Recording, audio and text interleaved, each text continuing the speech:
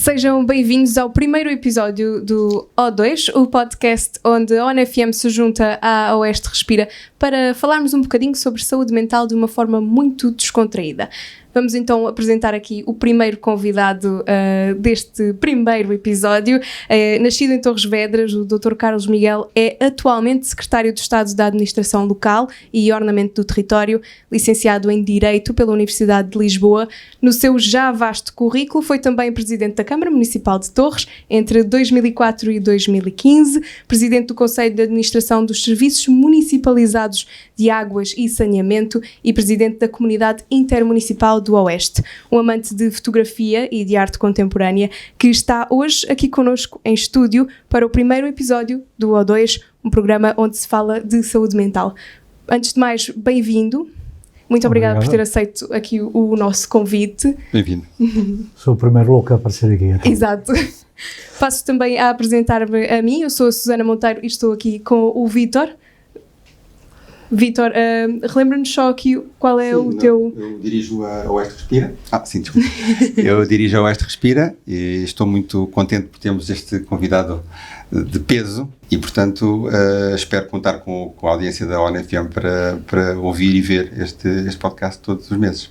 Claro que sim. Dr. Carlos Miguel, começo-lhe por perguntar a primeira pergunta que vai marcar aqui este podcast, que é: o que fez hoje pela sua saúde mental? Olha, eu faço todos os dias algo que é a primeira coisa que faço quando me levanto e que me ajuda muito na saúde mental, que é vir ao quintal e tratar dos meus dois cães. Porque, independentemente de acordarmos bem ou mal dispostos, bem, eles estão sempre bem dispostos. Estão sempre a dar ao rabo, sempre desejosos de dar uma lambidela e ficam sempre super felizes de me verem. E isso acontece, levanto-me eu às horas que tiver que me levantar, consoante o trabalho. E isto também acontece, chego eu a que horas chegar a casa devido ao trabalho, eles estão sempre felizes e satisfeitos por me verem. E isso ajuda muito a encarar o dia. Por isso a primeira coisa que eu fiz, é a primeira coisa que faço todos os dias, que é tratar dos meus dois cães, já estão velhinhos, mas continuam a abanar o rabo. E pessoas, falou de animais e pessoas, na relação com as pessoas? Eu tomo sempre um pequeno almoço em casa. E é algo que eu não faço assim há tanto tempo quanto isso. Eu acho que faço isso desde que assumi funções no governo, porque antes tomava sempre o pequeno almoço fora. E tomar o pequeno almoço em casa, nomeadamente com a minha esposa, ajuda muito a começar um dia de forma tranquila, que depois vai subindo, digamos, de intranquilidade, mas é uma forma de começá-lo tranquilo e também uma forma de o marcar. O que é que hoje vais fazer, onde é que vais estar, onde é que não vais estar, e esse o que vais fazer e onde vais estar é recíproco. E por isso é uma forma tranquila e equilibrada de começar o dia, que eu acho que é muito importante. A minha vida era uma vida de muito trabalho, não sou muito, mas é uma vida de muita pressão. E por isso procurar tranquilidade é algo que me ajuda a ter algum equilíbrio mental. É interessante mencionar essa estratégia de procurar tranquilidade. É algo também de uma pessoa tranquila, também numa fase já madura da vida, e disse que neste momento o seu dia-a-dia, o seu trabalho não o obriga a suar muito, mas eu ia aproveitar essa dica para dar uns grandes passos atrás, talvez, na sua biografia, e houve momentos da sua vida em que teve que fazer muita atividade para estar bem consigo. Eu sei que foi desportista, não é? E essa atividade de desporto provavelmente também ajudou nesse estar bem consigo, no estar bem com os outros? Sim, não pelo aquilo que soei, embora seja importante soar. Por exemplo, eu digo isto até por uma razão. Houve uma dada altura na minha vida que até me aconselharam a fazer natação, problemas lombares, etc., e muitas horas de carro, e eu nunca consegui fazer natação. E porquê? Porque eu não suava. E para mim praticar desporto é suar, é exercício físico com suor.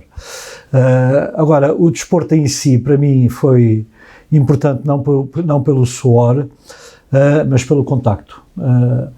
E tive as duas experiências. Eu fiz muito desporto coletivo, basquete, na física, e fiz algum desporto individual, luta grega em runa. E o desporto coletivo tem esta grande vantagem, que é jogarmos em equipa e contribuirmos para um todo e estarmos dependentes sempre de terceiros para chegar a esse todo, sendo certo que fazemos parte desse todo. Por isso, isso é muito importante. E também é importante para esses equilíbrios, ou seja, isto não quer dizer que a gente não se chateie com colegas, mas é normal, mas sabemos que fazemos parte de uma equipa e que esta equipa tem este e aquele objetivo para atingir. E os escuteiros também o ajudaram nesse processo de socialização? Sim, e os escuteiros também me agarraram-me muito de pequeno. Eu fui escuteiro talvez com 9, 10 anos e fui escuteiro até aos 14 ou 15, mas essencialmente permitiram também esse trabalho, o trabalho de campo, o trabalho de construir, mas até hoje deram-me muito sentido de orientação. É muito difícil perder-me, porque o sentido de orientação vem muito dos escuteiros e o trabalho prático vem muito digamos, dos escuteiros, o organizar o acampamento, o construir as latrinas, o construir a mesa onde se vai fazer as refeições e o trabalhar em conjunto para fazer algo, é importante para estes equilíbrios. Disse uma vez mais algo muito interessante.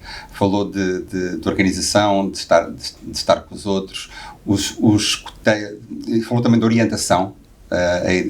E os escuteiros, nesse aspecto, pelo que percebo, além de, tal como no desporto de basquete, lhe ter permitido trabalhar em equipa, os escuteiros dão outra dimensão, que é a interação com o meio ambiente, a interação com o contexto físico e, portanto, é uma atividade que acaba por ser completa, porque há uma comunhão também com a natureza e com o espaço físico e com o meio ambiente.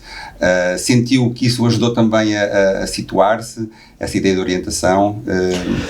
Não, está a falar em coisas muito assertivas, ou seja, no meu tempo, eu ia dizer que havia rivalidade, mas não é propriamente rivalidade, mas havia realidades completamente distintas, que era o escotismo e era a mocidade portuguesa, que felizmente acabou.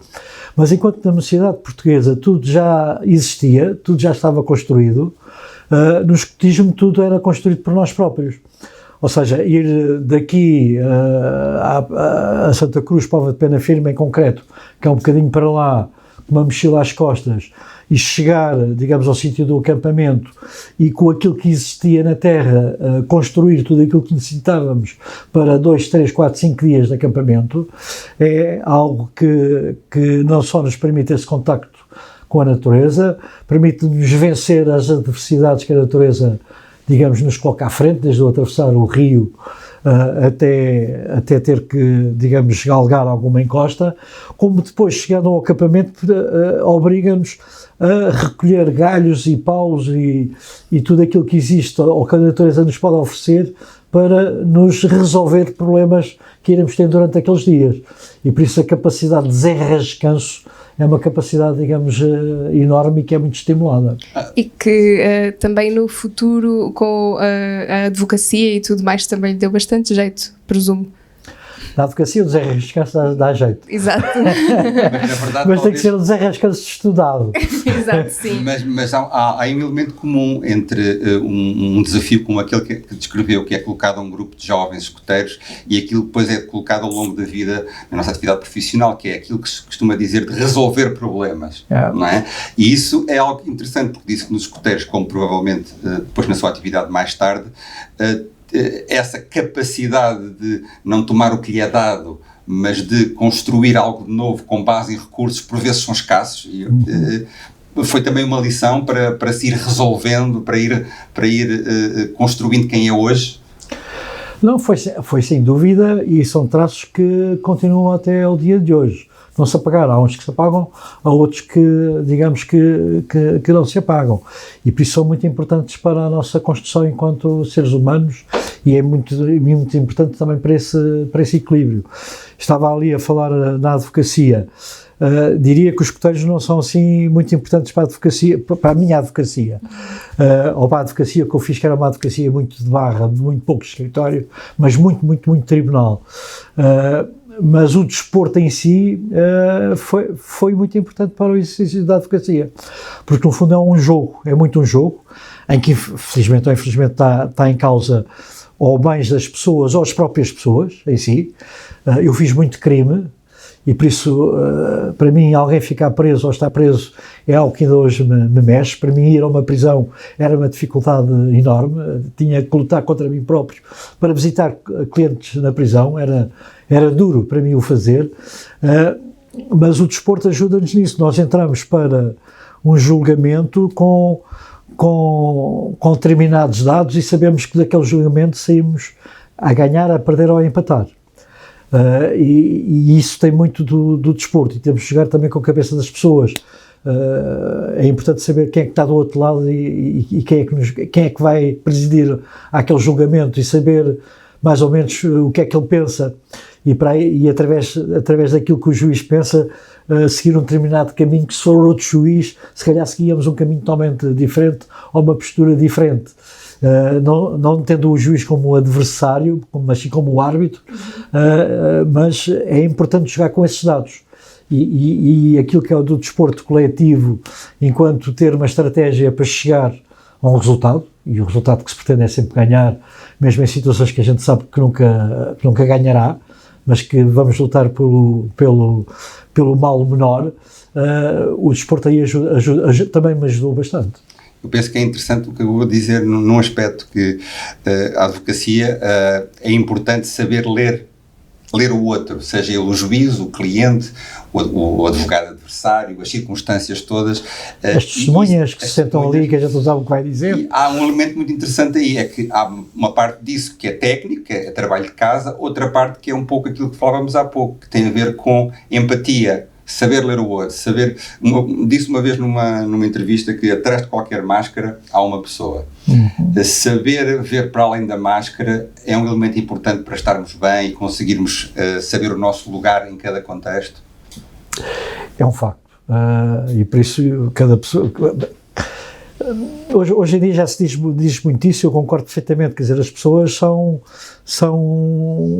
somatórias de várias pessoas, várias faces, mas são as mesmas, têm o mesmo número de BI, têm o mesmo número fiscal.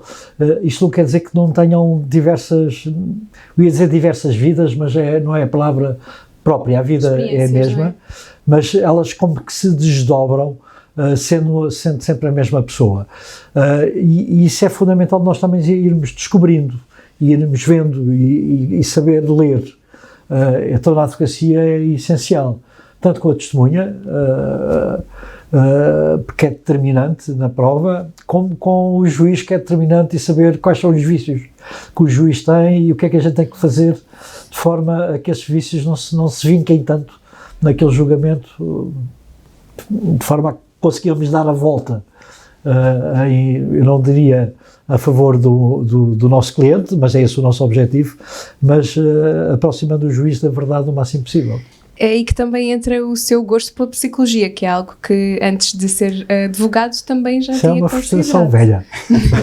Mas pode muito bem usá-lo aqui também, não é? Na empatia com as pessoas e no saber, então, ler o outro, a psicologia tem um forte... Sim, eu tive um percurso escolar atípico. Até pelas circunstâncias da vida. No meu tempo, quando acabei a primária, o ensino liceal que existia em Torres Vedras era municipal e era pago. E depois havia a escola industrial e comercial que não era paga. E por isso os meus pais também não tinham possibilidades de pagarem uma mensalidade. E por isso o meu caminho foi um caminho de escola industrial. Eu fiz a escola industrial, fiz um curso de serralheiro, por isso tenho perante vocês um serralheiro habilitado e diplomado, embora hoje saiba um pouco de serralharia, como é normal. E só depois de fazer o curso de serralharia e as secções, que no fundo correspondia a 7 anos de formação, é que vim para o liceu no pós-25 de Abril e fiz ali o 6º e o 7º ano. E por isso só nessa altura, aos meus 17 anos, é que eu tenho os primeiros contactos com a filosofia e com a psicologia, que de alguma forma me fascinou. E daí, quando eu chego ao 7º ano do liceu, aquilo que efetivamente eu queria era ser psicólogo. E foi no primeiro ano que houve números clausos. Até aí havia serviço cívico, houve números clausos, e os números clausos para psicologia eram muito poucos. Se a minha memória não falha, não deve falhar por muito também, era 100 números clausos, ou coisa que valha na faculdade oficial, o IPA. E eu não entrei por pouco. E a segunda opção foi Direito. E já estava eu em Direito há um mês ou 2 e comunicam-me a dizer que tinha havido desistências e que podia ir para a Psicologia. E eu não pensei muito, ou seja, se o destino me colocou em Direito, é Direito que eu vou seguir. E até fazer o curso eu nunca tinha entrado num tribunal, e só entrei depois de fazer o curso, nem nunca tinha posto uma gravata. Minto, em puto tenho fotografias com gravata, mas alguém me expôs com certeza, e devia ser daquelas tio elásticozinho, não era preciso fazer o nó da gravata. Mas pronto, mas fiz o curso, não gostei do curso. E na Faculdade de Lisboa era das faculdades que tinha um curso mais prático, todas as outras eram muito mais teóricos, mas mesmo assim eu não gostei do curso. Eu no curso fiz 2 ou 3 amigos, não fiz mais do que isso. Também entrei num ano, eu sou do ano de 77, 82, é um ano em que começa a haver muita concorrência entre alunos, pela melhor nota, pela melhor saída. Dou-vos um exemplo, se havia algum trabalho para fazer e se havia um livro na biblioteca que servia, aquele livro desaparecia logo porque alguém o ia buscar e não partilhava com mais ninguém. E eu não estava habituado a essa concorrência, e por isso eu não gostei muito do curso, mas nunca ter entrado num tribunal, eu adorei a profissão. E quando saí da profissão para aceitar o desafio de ir para o Executivo da Câmara, que foi em 2002, eu entrei como vice-presidente era sendo presidente de Jacinto, entrei como número 2 de Jacinto. Eu tinha um escritório em Torres Vedras que era, possivelmente, o escritório mais afreguesado na cidade, e por isso estava como no auge da profissão, mas surgiu aquele desafio, e era um desafio que eu gostava de experimentar, e pronto, e vamos embora, vamos a ele. Mas eu vou aproveitar essa sua deixa de a advocacia acabou por conduzi-lo por vários caminhos que confluíram para uma carreira política, e há pouco falava de como é que a advocacia o fascinou e como é que a advocacia o desafiou a ler os outros, a criar empatia, a lutar pela liberdade também, a questão da liberdade que o toca muito, ou a privação de liberdade das pessoas. Como é que, a dada altura, depois, o caminho político, e é um decisor político, foi um decisor político local, e hoje é um decisor político de âmbito nacional, ou seja, mas sempre ligado à esfera das autoridades locais. A pergunta afinal é esta: em que medida é que, primeiro, enquanto decisor político, continuou a praticar essas ferramentas que trazia desde a juventude, a empatia, o resolver problemas, e pôs isso ao serviço não só de si, como da comunidade, isso. E a segunda parte da pergunta: qual é que é, de uma forma mais abrangente, na sua opinião, ou que pode ser o papel das autoridades locais e do ordenamento do território, se quiser, a nível local, na criação de condições para que todos nós possamos estar bem connosco e com os outros, ou seja, melhorar a nossa qualidade de vida, a nossa saúde mental? Portanto, é uma pergunta em 2 partes, digamos assim. Sim, tudo aquilo que nos foi construindo ajuda-nos nas nossas tarefas diárias ou nas nossas tarefas, digamos, futuras. A advocacia a mim ajudou-me muito a ser Presidente de Câmara.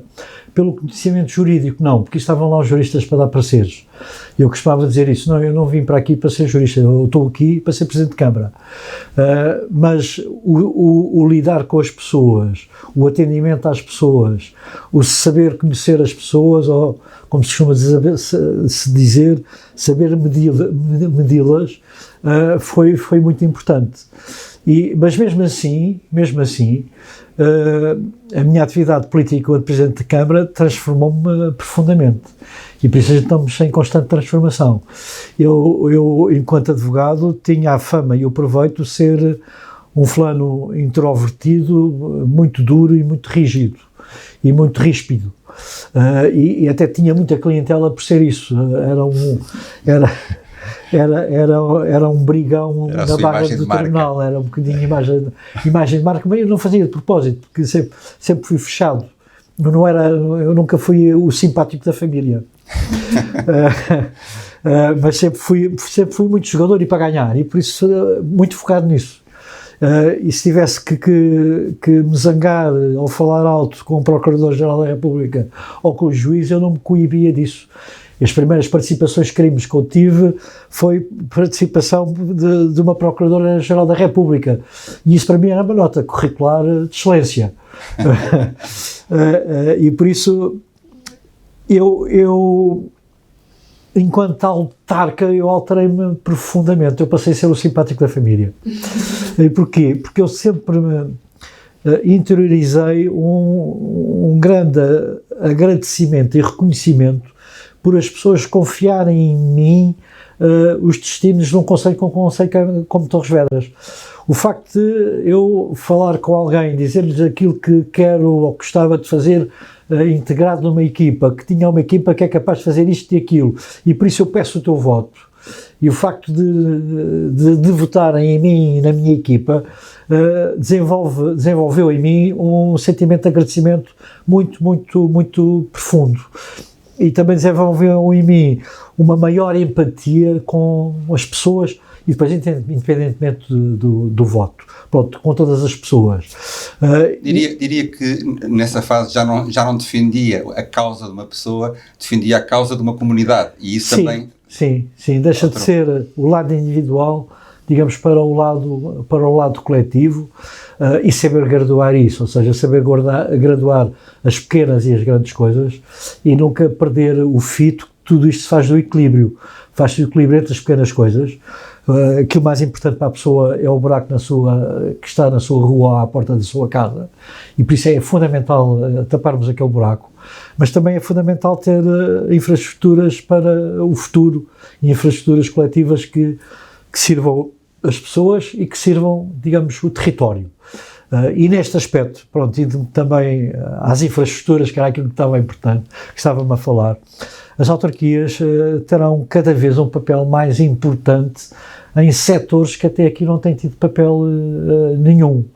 E disso já chego aqui à minha faceta de Secretário de Estado, e tenho muita honra nestes 7 anos de percurso que foram celebrados este sábado, 7 anos de governo do Primeiro-Ministro António Costa, e curiosamente são 7 os elementos do governo que estão desde o primeiro dia até a estes 7 anos. Eu sou orgulhosamente um dos 7. O Primeiro-Ministro mandou uma mensagem aos 7, intitulando os 7 magníficos. Não sou magnífico, mas sou um dos 7, e isso orgulha-me muito.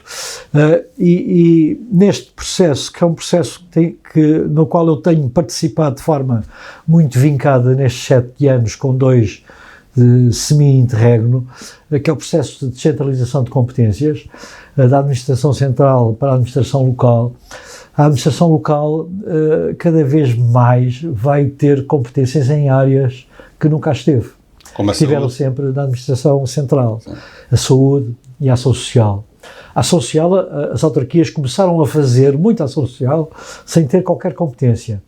E isso veio, digamos, logo da crise económica ali de 2012, 2013, em que a Segurança Social não conseguia responder e as pessoas vinham bater aos balcões das câmaras municipais, e todas as câmaras municipais do país criaram programas para darem resposta aos seus cidadãos mais vulneráveis.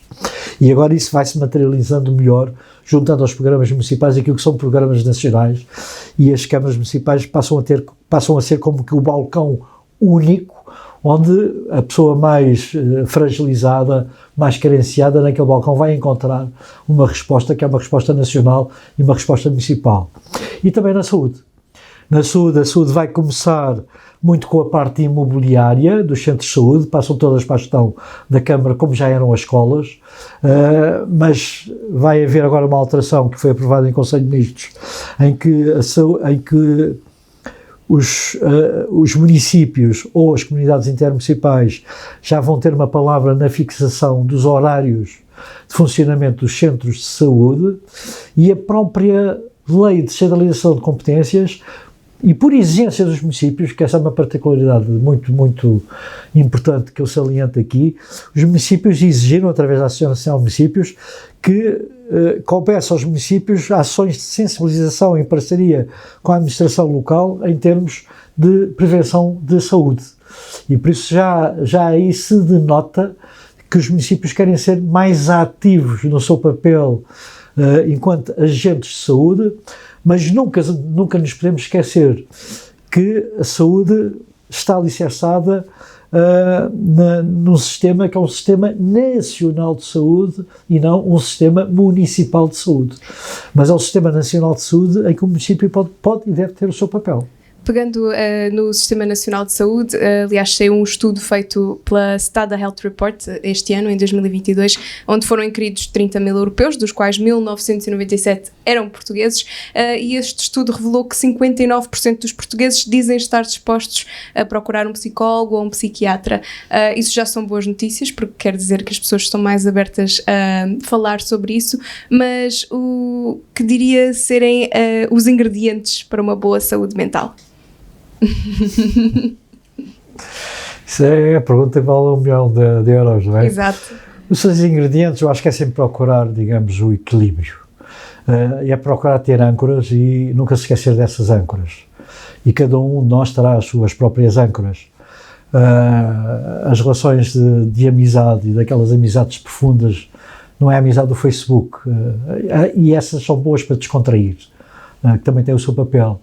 Mas aqueles amigos que se contam pelos dedos de uma mão e que nos acompanham durante toda a vida e que a gente pode até estar 6 meses sem os ver, sem falar, mas se houver qualquer coisa, basta estalar os dedos que eles estão lá, são fundamentais.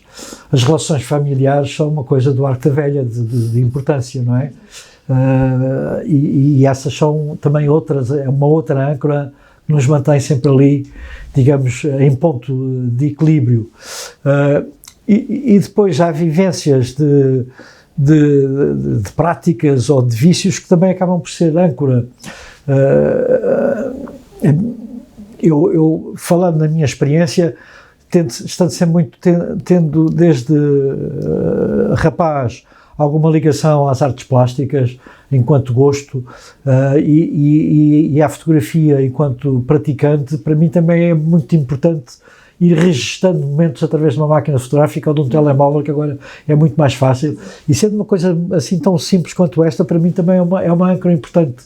E se tivesse que sair de agora aqui e se eu desafiasse, se eu lhe fizesse uma encomenda, sai daqui e agora durante 2 horas vai capturar algumas imagens que possam evocar precisamente o estar bem, a saúde mental, a positividade, a qualidade de vida. O que é que género de situações iria procurar com a sua câmara? Olha, eu tenho uma página de Facebook que é uma página só de imagens, que diz que é só de imagens. De vez em quando lá aparece um texto a acompanhar uma imagem, mas digamos, é muito raro. Eu percorro muito o país pelas minhas próprias funções e procuro sempre fotografar o bonito. Isto não quer dizer que eu não encontre coisas menos bonitas, e até encontro coisas feias. Até fico assim, como é que ainda não se deu volta a isto? Mas eu não fotografo essas porque acho que não tenho... É difícil de explicar. Não é que eu ando só à procura do belo, mas... ao partilhar com terceiros, se eu ponho uma página de Facebook e ponho-a sempre em público, ao partilhar no Facebook imagens por onde eu passo, eu acho que devo partilhar aquilo mais bonito que eu vejo. Também já temos tanta negatividade à nossa volta. Sim, mais notícias, basta-nos abrir um jornal ou ver um telejornal. Quer dizer. No fundo, tenta sempre captar imagens que o façam, que o convoquem a si e convoquem os outros a sentir-se bem, a sentir-se positivos. Não é? Sim, sem dúvida. Por exemplo, do género de situações que recorrentemente captam essa sua sensibilidade positiva, digamos assim. Sim. Isto não quer dizer que eu não olho para aquilo que está mal, quer dizer, sou indiferente a ver alguém sentado no chão a mendigar. Não sou indiferente, custa-me, como custa a qualquer um. Fotografar e expor, isso não faço. Não faço porque, um bocadinho até por respeito, por quem ali está numa situação de carência, mas também porque não sinto a necessidade de divulgar o que está mal, sinto mais a necessidade de divulgar o que é belo, enquanto que promotor de território e de beleza territorial que podemos percorrer. Se saísse daqui agora, iria para a rua então à procura desse belo, desse lado positivo, que já de situações que normalmente costumam tocá-lo, situações de humanas, situações de natureza, situações que gente situações... Eu sou um rapaz tímido. Eu tenho muitas dificuldades em fotografar humanos.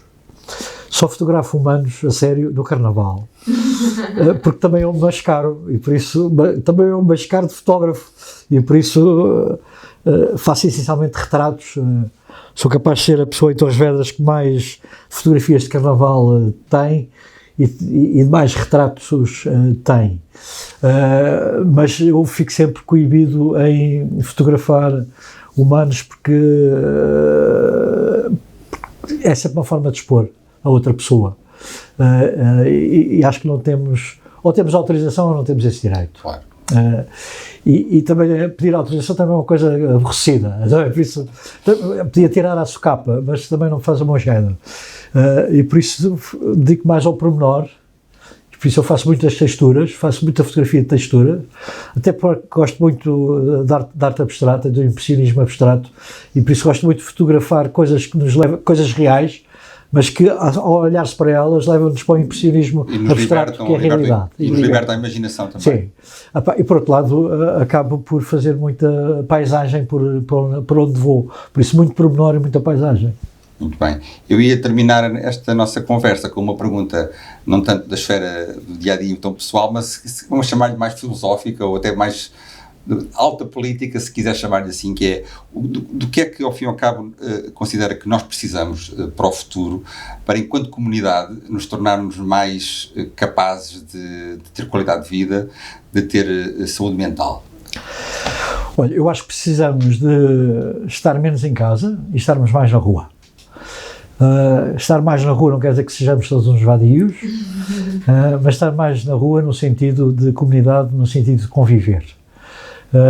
E nós não temos esse espírito. Nós cada vez fechamos mais em casa, cada vez nos enterramos mais no sofá, cada vez olhamos mais para a televisão, cada vez procuramos mais as piores notícias que existem, são aquelas que damos mais relevância. E um passeio, por vezes até sozinho, à noite, por exemplo, é de um equilíbrio fundamental. Dando aqui um exemplo, uma curiosidade. Eu já por uma vez ou duas que encontro o nosso conterrâneo e cardeal patriarca Manuel Clemente a percorrer as ruas do centro histórico. Sr. Cardeal, como está? Aquelas conversas do costume, está bem, então o que é que anda a fazer? Olha, anda a falar com as pedras. E é um pouco isso, quer dizer, eu por acaso tenho o hábito, sempre que tenho tempo, dou sempre uma voltinha à noite por Torres, uma volta urbana.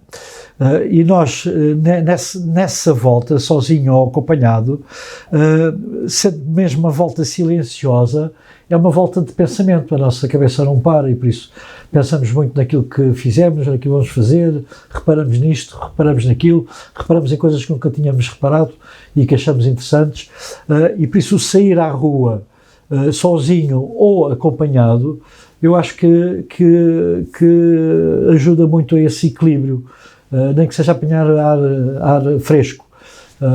Eu sinto muita necessidade de estar em casa e pegar no carro e fazer os passadiços da Praia Azul. Vejo no jornal a que horas é que é a maré vazia e cheirar o cheiro da maré vazia. E isso funciona para um bom equilíbrio. A natureza também lhe transmite. Transmite isso. E o cheiro à maresia é uma coisa fenomenal que a gente não encontra em mais lado nenhum sem ser aqui na nossa zona. A gente vai ao Algarve, tem um mar de chão, mas não temos maresia. Quer dizer, sabe bem andar na areia, mas não há cheiro, não há olfato. E todas estas pequenas coisas são importantes para o nosso equilíbrio. Aliás, a nossa vida é feita de pequenas coisas, mesmo as grandes coisas da nossa vida são feitas, começaram em pequenas coisas. A gente se pensar, és casado com quem, porquê? Nasceu com uma pequena coisinha. Foi uma pequena coisinha que depois se desenvolveu numa coisa muito grande e muito, muito, muito importante para nós. E por isso estas pequenas coisas a gente tem que as cultivar. E fechados em casa cultivamos menos porque estamos num sítio que não nos traz grande surpresa. Além disso, também quando estamos cercados por tecnologia, televisão, computadores, o próprio telemóvel também não ajuda, não é? Nada, e eu para mim vejo que quando estou em casa, acabo de estar sempre a olhar para o telemóvel, ver se chegou ou não chegou isto, ou chegou ou não chegou aquilo, o meio está aqui a dizer o que é que isto é, e acabamos por não desligar. E o desligar, digamos, é importante. É, sem dúvida, muito eu estar em casa, por exemplo, eu nos fins de semana passo bastante tempo em casa, até porque nos outros dias ando sempre muito na rua, mas eu estar em casa e estar a olhar para quadros, para mim é importante, e é importante para o meu equilíbrio. E há quadros que me acompanham há 15, 20 anos, e eu, 15, 20 anos depois, consigo descobrir coisas que ainda não tinha reparado nelas.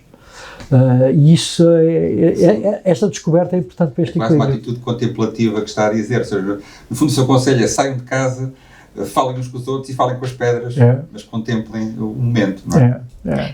Sintam os cheiros. Eu não diria melhor. Dr. Carlos Miguel, infelizmente não temos tempo para mais hoje. Isso para mim é ótimo. Isto dava pano para mangas, não é? Estas conversas sobre as pequenas coisas, então, que nos fazem felizes são muito importantes. Resta-nos agradecer-lhe por ter aceito o convite e vir aqui dar o seu testemunho também de saúde mental. Obrigada. Mas eu vinha aflito, não sabia o que é que me iam perguntar, vinha um bocadinho aflito. Mas pronto, agora já sai com uma saúde mental um bocadinho melhor.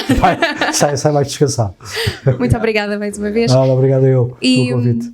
Obrigada. E pronto, e o próximo episódio do O2 vai estar disponível para o mês que vem. É isso. Não é verdade? Dia 2. Obrigada. E pronto. Até breve. Exato, não diria melhor.